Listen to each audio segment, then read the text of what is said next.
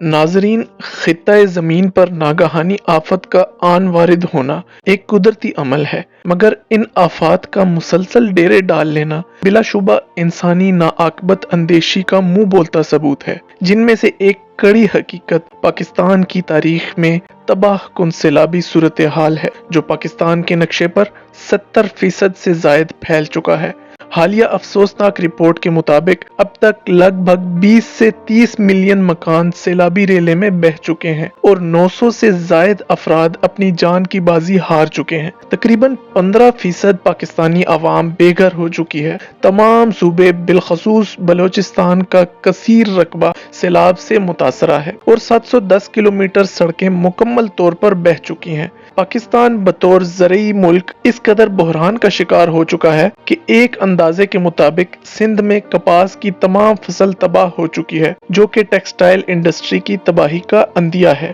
اور یہی صورتحال دوسری غذائی اجناس اور باغات کی ہے۔ غرض یہ کہ تمام زرعی معیشت تباہ کن صورت اختیار کر چکی ہے۔ مزید یہ کہ جنوبی پنجاب کے بیشتر اضلاع، شمالی علاقہ جات، وادی سوات میں روشنیوں کا شہر بحرین بھی سیلاب سے کافی حد تک متاثر ہوئے ہیں۔ ستم ظریفی کی انتہا ہے کہ اندرون سندھ میں ایسی آفت زدہ گھڑی میں بھی چند جاگیرداروں نے اپنی زرعی زمینیں بچانے کے لیے سیلابی پانی کا رخ کچی آبادی اور دیہاتوں کی طرف کر دیا ہے۔ محسن، غریب لوگ بھی تنکوں کا ڈھیر ہیں، مٹی میں دب گئے، کبھی پانی میں بہہ گئے۔ مگر پاکستانی قوم کا خاصہ رہا ہے کہ جب بھی ملک میں کوئی مصیبت آتی ہے تو تمام قوم اپنے آفت زدہ بھائیوں کی مدد کرنے کے لیے صف اول میں کھڑی نظر آتی ہے، جو کہ ایک نہایت حوصلہ کن بات ہے۔ مگر حقائق سے نظر چرانا بھی ایک باشعور قوم کو زیب نہیں دیتا۔ اللہ نے اشرف المخلوقات کو ایک خاص دماغی صلاحیت عطا کی ہے، جس کے استعمال سے انسان ستاروں پر کمند ڈالنے پر بھی کار فرما ہے۔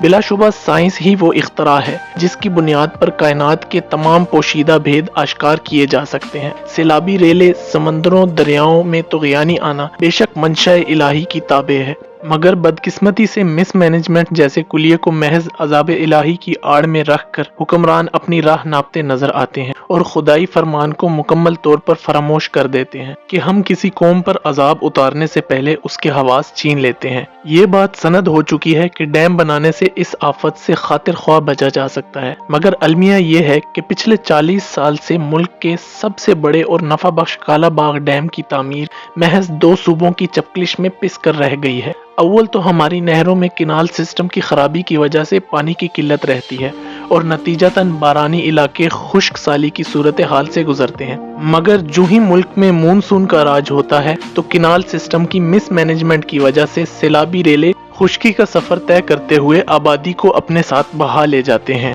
عالمی سطح پر کلائمیٹ چینج کا موضوع جڑ پکڑ چکا ہے، گو کہ عالمی ماحولیاتی آلودگی میں پاکستان کا حصہ محض 1% سے کم ہے، مگر پاکستان کا شمار دنیا کے 7 بڑے کلائمیٹ چینج کے زیر عتاب ممالک میں ہوتا ہے۔ رواں سال پاکستان میں فروری میں انتہائی گرم لو کا چلنا اور جون میں سال کے سب سے گرم ترین دن درجہ حرارت کا محض 22 ڈگری ہونا ماحولیاتی تبدیلی کا جیتا جاگتا ثبوت ہے، اور ہم حیاتیاتی بقا کو ممکن بنانے کی بجائے ابھی تک فطرت سے بھڑ رہے ہیں۔ موجودہ صورتحال میں لاکھوں گھروں کا اجڑنا اور قیمتی جانوں کا ضیاع ہماری عقل خرد کے لیے ایک تمانچہ ہے کہ خدارا اس 5 دریاؤں کی سرزمین پر رحم کھایا جائے اور قدرت کے وسائل کی ناقدری کی بجائے اپنے ملک کے فلڈ مینجمنٹ سسٹم کی بہتری اور ڈیمز کی تعمیر کی طرف جت جائیں، وگرنہ تو ہم سیلاب زدگان کے ساتھ اظہار افسوس اور ان کا ہرجانہ پورا کرنے کی غرض سے چندہ اکٹھا کرتے ہی رہ جائیں گے۔ Thanks for watching. اللہ حافظ۔